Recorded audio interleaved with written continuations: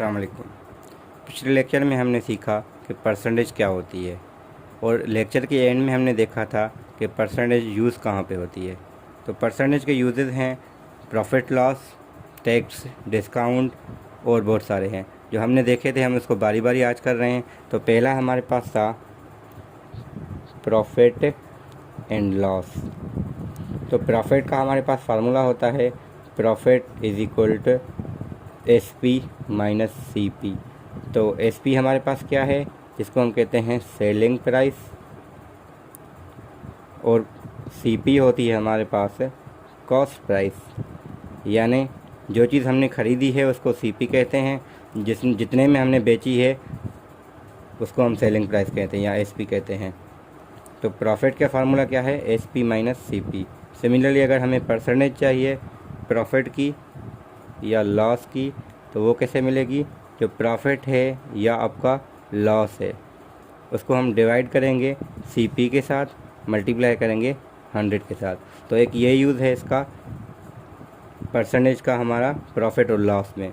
Similarly हमारे पास एक term होता है एमपी, जिसको हम कहते हैं मार्क्ड प्राइस, यानी अगर कोई चीज़ है उसकी कोई कीमत रखी गई है तो हम कहेंगे उसकी मार्क प्राइस है।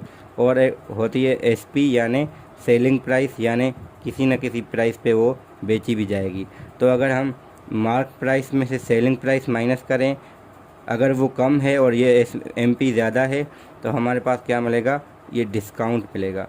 तो कोई भी चीज़ हमारा डिस्काउंट कैसे कैलकुलेट करते हैं हम, तो एमपी में से हम एसपी माइनस करते हैं, यानी कोई चीज़ तय की गई है और जितने में हमें वो मिल रही है उसे माइनस करें तो आपको डिस्काउंट मिलेगा।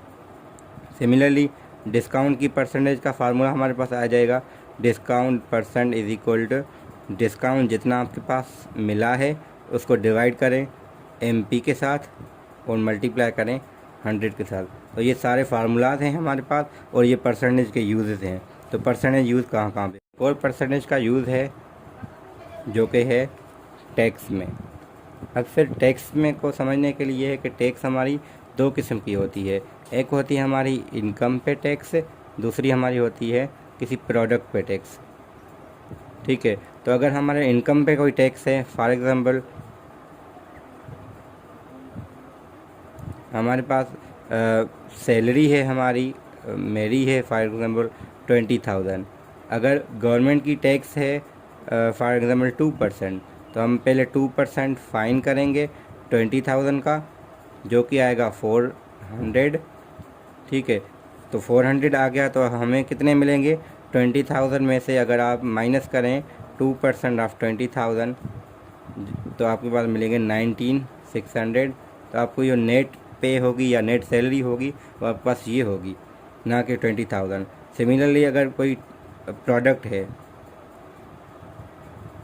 उसकी प्राइस क्या है हमारे पास है, फॉर एग्ज़ाम्पल 10 रुपीज़ है, अगर उस पर टैक्स लग रही है 2 रुपये तो हमें वो 10 में नहीं मिलेगी, तो हमें 10 + 2 यानी 12 में करके मिलेगी।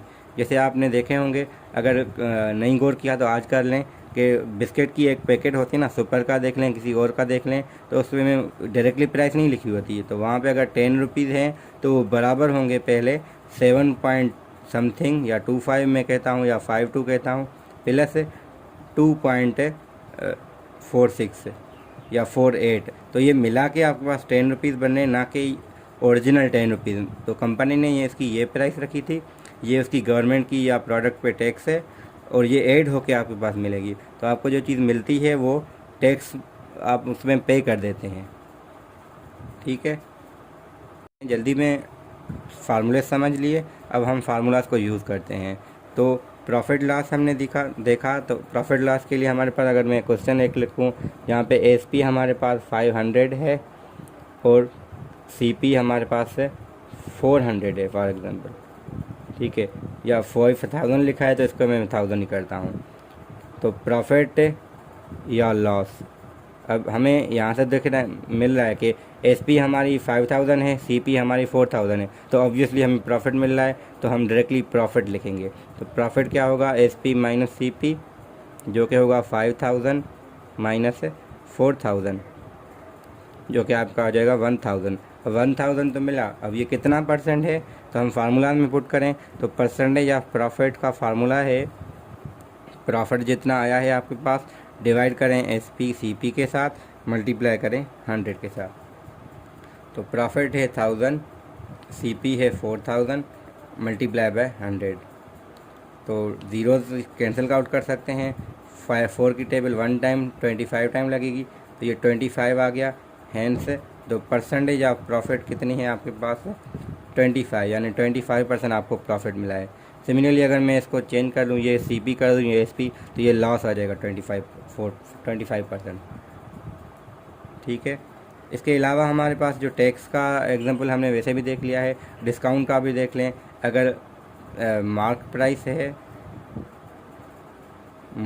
हमारे पास है, जैसे हम ब्रांड्स पे जाते हैं, बाटा पे चले गए या किसी और ब्रांड पे चले गए, तो वहाँ पे प्राइसेस होती हैं उसकी पहले 2000 की कोई चीज़ है, तो उसमें वो लिखते हैं कि इतनी परसेंट इस पर ऑफ़ है। तो फॉर एग्जाम्पल मैं कहता हूँ 2% या 20% ऑफ़। तो 20% ऑफ़ का मतलब सिंपली 20% डिस्काउंट ही है। तो पहले हम 20% फाइंड करेंगे 2000 का। ठीक है, तो 2000 का 20% कितना आएगा 400 आएगा। ठीक है, तो आपको वो 2000 की जगह अब न्यू जो प्राइस होगी तो उसकी सेलिंग प्राइस हम फाइंड कर सकते हैं कि 2000 में से माइनस करें 400, तो आपको मिलेंगे 1600 जो कि इसकी सेलिंग प्राइस होगी। तो अगर 2000 की कोई चीज़ है उस पर डिस्काउंट है 20%, तो आपको वो 1600 में मिलेगी।